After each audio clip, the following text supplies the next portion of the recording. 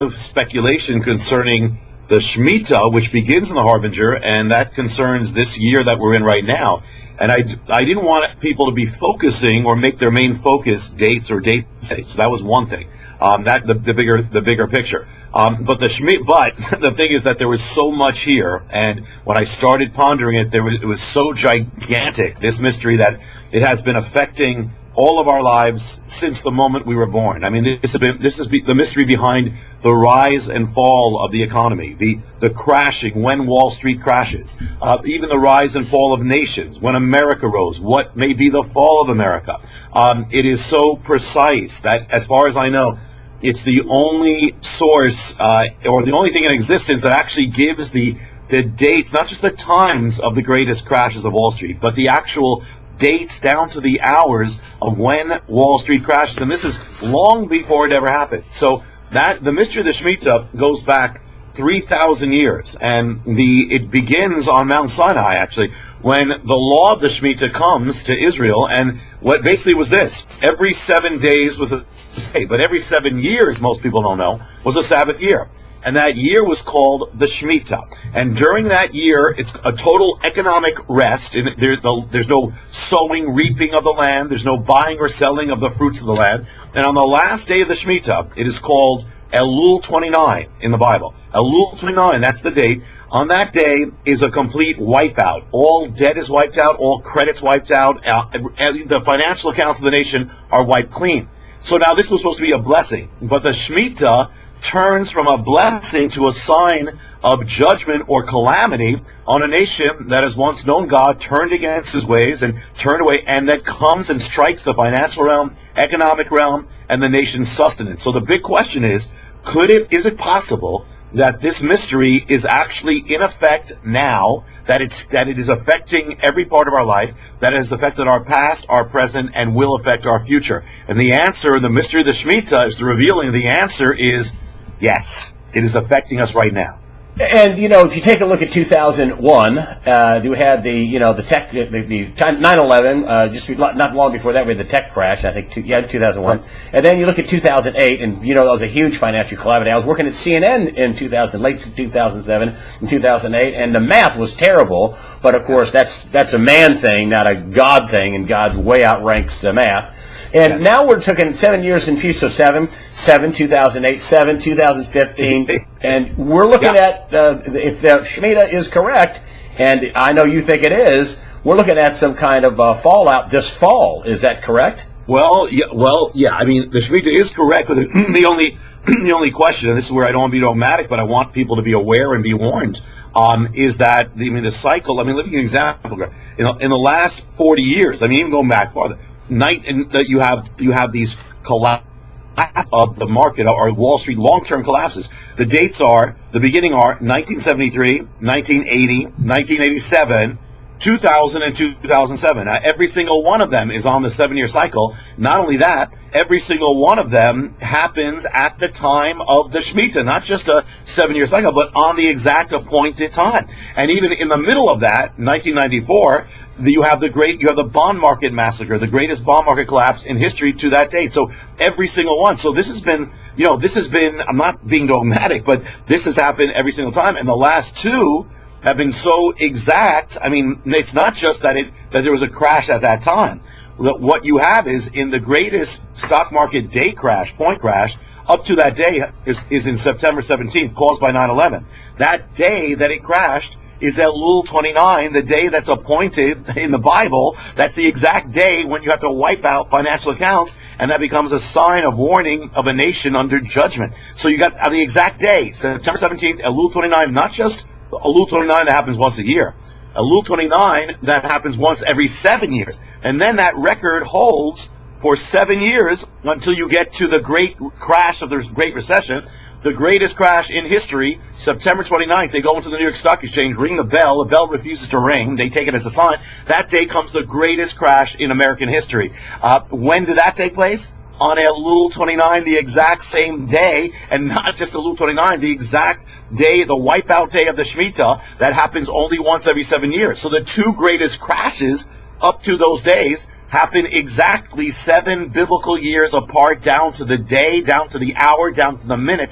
That, Greg, is how exact this thing is. So that would make me say, even though I'm not dogmatic, we need to be aware. We have entered a year of the Shemitah now. And the pattern of the Shemitah is that generally the beginning of the Shemitah it's very undramatic. But there are at times signs, and I believe this time we had some very significant things that are signs of what's to come.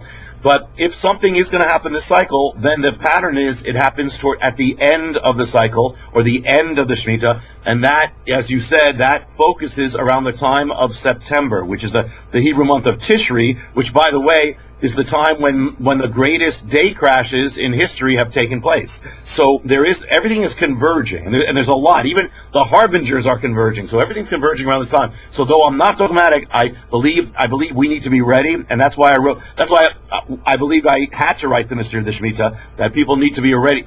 I believe a great shaking is coming, and whether it happens in the parameters or around the parameters or after, doesn't matter. A great shaking is coming to America, and we need to be ready. I want to read something out of your Shemitah book towards the end. And, one of the things I do here on USA Watchdog is that, they keep telling us that we have this recovery, and they're they're allowing central banks to buy, they're claiming at CME Group, which handles, currencies and gold and silver and all commodities, oil, wheat, tin, bauxite, they put in their 10K that they allow the central banks to trade the markets, and they give them volume discounts. It's in the 10K. They're getting central banks, people that can print money, volume discounts. You talk about an illusion. You talk about the illusions of this recovery when we have 93 million people that are no longer counted on work rolls, 46 million people that are on food stamps, 13 or 14 million people who are unable to work, who are injured, who are on disability. But I want to read this to you, and I want you to go step by step on this. It says, you say in the Shemitah book right here, you say, the day of Shemitah's coming illusions are exposed. In the day of the Shemitah, coming illusions are exposed. Entanglements are broken. Pride is humbled. The gods, that's a lowercase g, little g, the gods are judged. Idols are wiped away. I want to start with the coming illusions are exposed. Are we living in a big financial illusion in your estimation right now? Yeah, I believe we are. One of the things that the Shemitah brings is, again, the wiping away of these things that have been built up that are really a house of cards. I mean, it's a wipeout phenomenon. And that happened in 2007 and 8, as we talked about before. It's happened before. The Great Depression, by the way, is also linked to the Shemitah, and all these things are. But yeah, I believe we have a house of cards. We had that in 2007 to 2008, and everything was wiped out, and we said, oh well, now we're not going to do this anymore. Well, we've gotten worse since then. I mean, example. I mean, and people are aware of this. One of the things of the Shemitah, and this is from 3,000 years ago, is that it deals with debt. When there's debt, that phenomenon is stronger. Well, what I've noticed is there are certain times when this phenomenon is stronger than other times. And the key times, if you look at the phenomenon of the Shemitah, are the 1930s. This thing has been in effect, for modern times. 1930s, where you have the Great Depression, and you have another depression in 1937. And then the other time period is from the 1970s onward. And those two time periods, what is the key between them is those are the times when America's debt has been at its peak. And we are now, this debt level, this house of cards, this debt is astronomical. We have not learned the lesson from before. And what that would tell me is that it tends to be that when that level rises, the phenomenon of what's coming with the Shemitah is all the more powerful. And so that I believe, a great crash, we're going to see this collapse of this house of cards. And I believe that's exactly what it is. It's a house of cards. Well, I'll tell you what, Jonathan Cahn, the math sure backs up you and God. And we got 18-something trillion dollars. We're growing it, according to John Williams, at $6 trillion a year. That's all total commitments. According to the Bank of International Settlements, back in the last crash, we had, 600 or 700 trillion dollars in derivatives. Now they come right out and say it's a quadrillion, it's 1,000 trillion. So what you're saying about the debt, bigger than ever, you are correct, sir, and you can do that on a math problem. And you're saying, and I wanted to say something else too. I wanted to get into this. you say, and what people are probably sitting out there right now is saying, what should I do? And you actually address this in the mystery of the Shemitah, and it says, you say in there, what should I do in view of the coming calamity? And then you give this Bible verse, a prudent man foresees evil and hides himself. Why did you include that verse, and what does that mean? Well, I believe that that's part of it. What it means is that if you know that calamity is coming, then you take precautions. A wise man doesn't just say, okay, it's coming and I'm just not going to do anything. I'm just going to hide my head in the sand. I'm going to do something. And so I'll put it this way. First, the mega picture or the meta picture, and this goes with a harbinger, also is there's a pattern that this phenomenon, the Shemitah and more, that if a nation has been so blessed and so and absolutely blessed by God turns away from this, what happens is the blessings are removed from that nation, and it's the signs of judgment. And all these signs of judgment, one of the things about the harbinger is that what it's saying is that there are specific signs of judgment, 9 signs that appeared in the last days of ancient Israel that are now reappearing on American soil. So all and in precision, some have involved the president and leaders, but they're happening in precision. So and since the book came out, the harbinger, they've continued to manifest. So this all comes, the Shemitah, the harbinger, all come together. What is the first thing is a minister, if you're not born again, get born again. Doesn't matter what your religion is. Number 2, the Bible also says that, as you said, a prudent man prepares. Well, what do? I'm not a financial advisor, but I'll speak for myself. I believe that in this time period, first of all, if you have anything linked to the stock market, unless you have some supernatural knowledge or some amazing knowledge that there's some way, in general, I would not be putting my stock in the stock market, number 1, or have things that you that it is a wise thing, we're talking about a prudent man, a wise thing to have essentials in store that if there is a collapse, and if there is the collapse not only of the markets, but of infrastructure, of services, if these things should break down, that you would be okay for a time period. And so, and the worst case scenario is there's no worst case scenario, and you've got stuff that you can use anyway. So I believe it is wise. I'm not a survivalist, I'm more of a revivalist. But the point is, I do believe that we should be wise in all things. The key here in practical terms is safety. Safety. That's the key. I would not go with things that are risky, but safety. I would not put my trust in a house of cards. I tell people all the time on my site, I said, listen, go out and buy food and water. It's cheap insurance. If you don't use it, if you don't have to use it, you can always just use it up, or it's not that much money. Now, you buy car insurance and you pay $500 every 6 months, and at the end of every 6 months you say, oh, I didn't have a wreck. Yeah. Oh, I got to go out and buy some more insurance. Exactly. I mean, $500. You spend. Some people say, "Well, I get this question a lot too about poor people, about people not very poor." I tell them, "Do you have a data package? Good, get rid of it. Do you have cable TV? Yeah, cut it off. Do you have a car? Start riding a bike. Take all that money and divert it into buying food and water." Am I telling them wrong?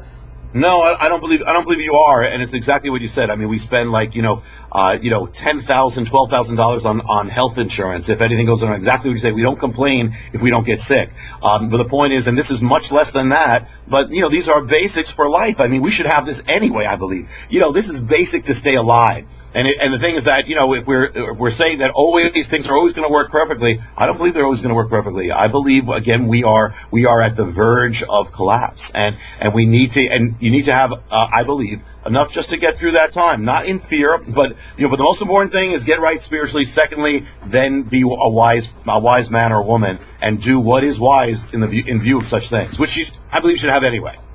One of the things in your book that you said to me, you said the number one question after doing this book is that people ask you about America's future. Because, you live in America. I have USA Watchdog, it's an American site.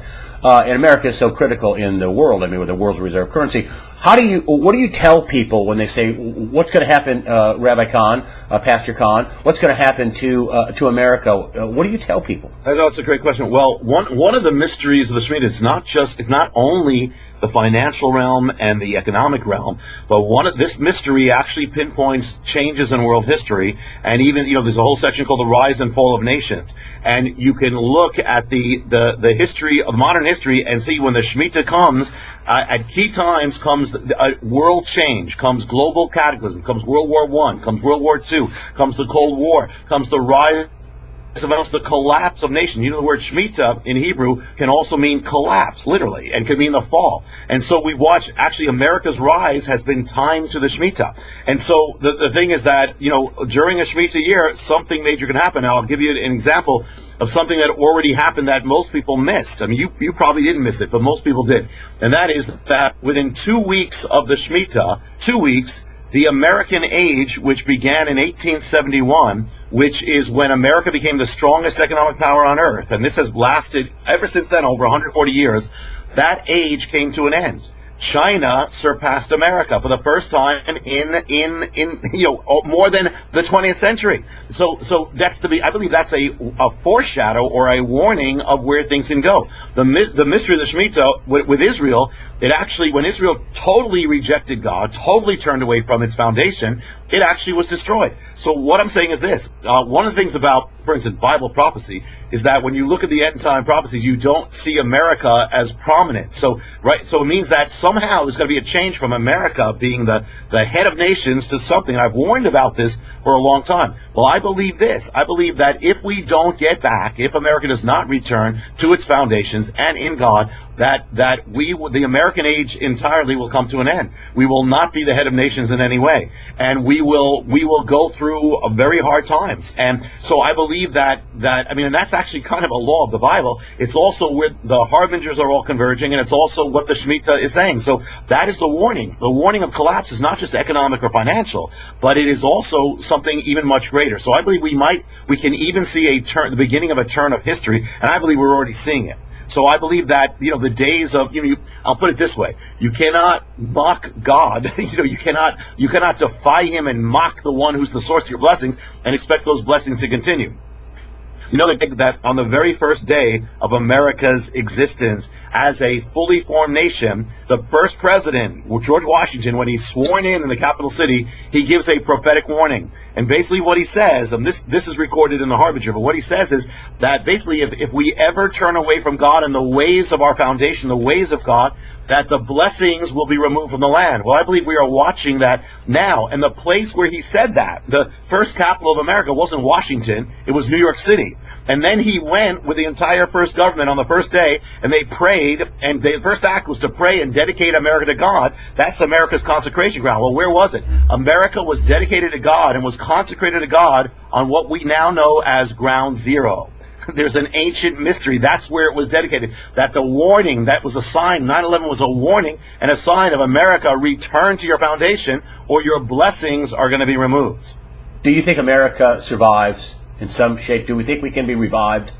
I believe that we survive, but I believe things are going to change. And as far as revive, it's a great question. Here's my hope. I mean, I always have hope, but the thing is that if I looked at the situation where we're going rapidly, I would not have a lot of hope. But when I look at God, I have hope. The thing is this: people say, well, there's going to be a great shaking, and I believe, again, regardless of the time, I believe we're going to watch an economic collapse, a financial collapse, and even more than that. But the thing is that regardless of when it happens, I believe people say, well, you know, that's scary. You know, I believe it's the opposite. I believe without a shaking, there'd be no hope for America. The Bible says that God uses all things, and so the point of a shaking the very point is to bring back. And we have grown so deaf to morality, to the voice of God, that I believe it only will come in shouting. And you remember, Greg, 9/11, what happened is there was a shaking. People flocked to houses of worship, flocked to church. It looked like there was going to be a revival, a renewal,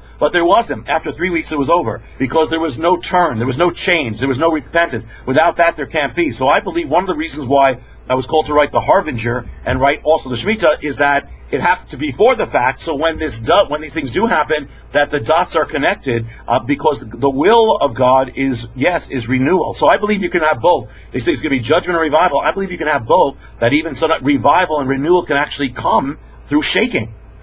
Do you think we get a big fat war in the Middle East with this ISIS? I mean, they're doing dreadful things. They're cutting off the heads of Christians. They took them down to the water, I guess, so they wouldn't have much of a mess to clean up. And they cut off 21 Christians' heads. I mean, it's outrageous. Do you think we're going to end up in a big nuclear war?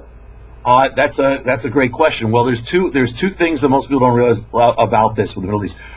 One, and this goes back to the first thing is this pattern of a very specific pattern of warning and judgment. In the harbinger, the second harbinger of the 9 harbingers that appeared in ancient Israel is the harbinger of the terrorist. And that is that the first warning was a strike on the land that was done by terrorists. Literally, the Assyrians who did this in ancient Israel were the fathers of terrorism. They invented it. And the thing is, ISIS is like a descendant of that. And the thing is that, but the pattern is, first comes this strike on the land, it's limited, it's a wake-up call. But then as the nation does, if the nation doesn't turn back, after a number of years, as happened with ancient Israel, it gets re-engaged with the terrorists, and now comes an even greater calamity. Well, so I was always watching, since the harbinger, is America going to get re-engaged with another form of, or with a terrorist, with the same thing, because that's the pattern. Well, ISIS, amazing, ISIS comes from the same exact spot that the ancient Assyrians do. This is the beginning of the harbinger pattern.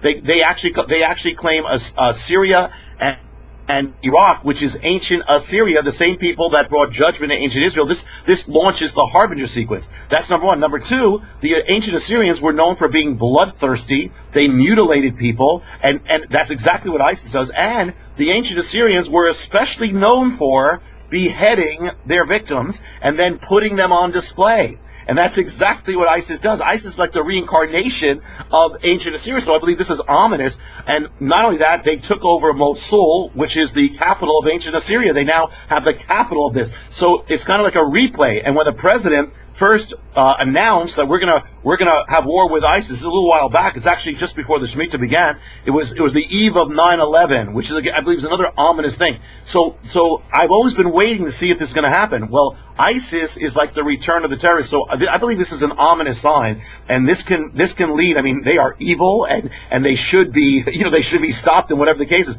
But to engage in all these things with America, while America is also heading rapidly away from God, is not a good formula. It's not a good combination. So I believe this is ominous. And the other thing, Greg, is there's a mystery that I put at the end of the book, the mystery of the Shemitah, which is called the mystery of the 7th Shemitah, which is going to link up with the Middle East. And that is this: every 7 years is the Shemitah, but every 7th Shemitah is a super Shemitah. 49 years ushers in the 50th year, which is called the Jubilee.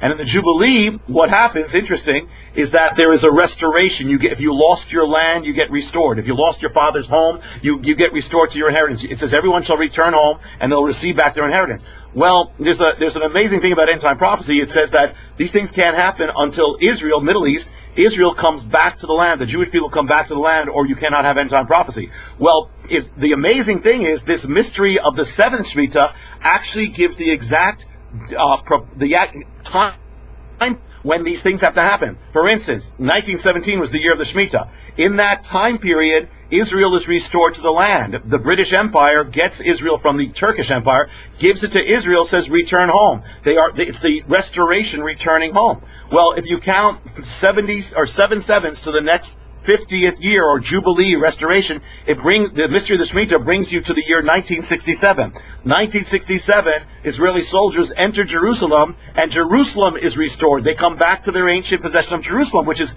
still the controversy of the news. Well, the interesting thing, Greg, is that if you follow this mystery, and I'm not again saying it has to always continue, but the question is, when's the next 7th Shemitah?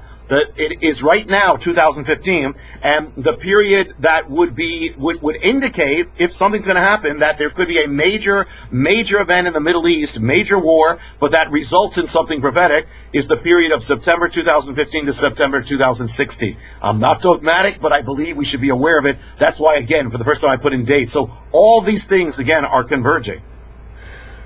Jonathan Cahn, tell people how to get your books. And I got to tell you, you just were nice enough to do an interview, and I don't have to, put a link up, but I'm going to. But this is kind of a 1-2 punch. I mean, the mystery of the Shemitah and the Harbinger, I don't see how you can have one without the other.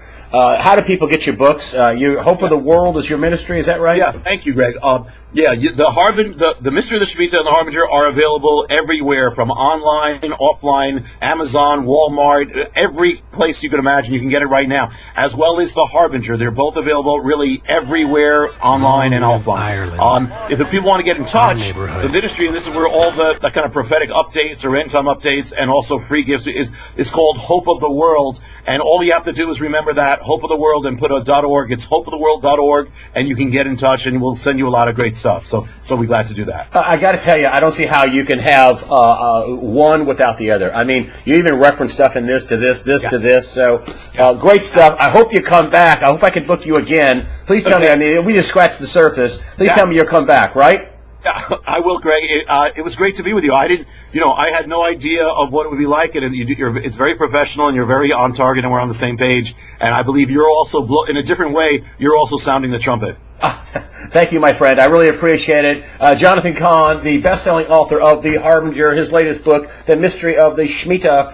Thank you so much for joining us today on USA Watchdog. Thank you, Greg. Keep up the good work. Thank you for watching. Please subscribe to us on YouTube, Facebook and Twitter. You can visit us on www.therealthingmean.webs.com.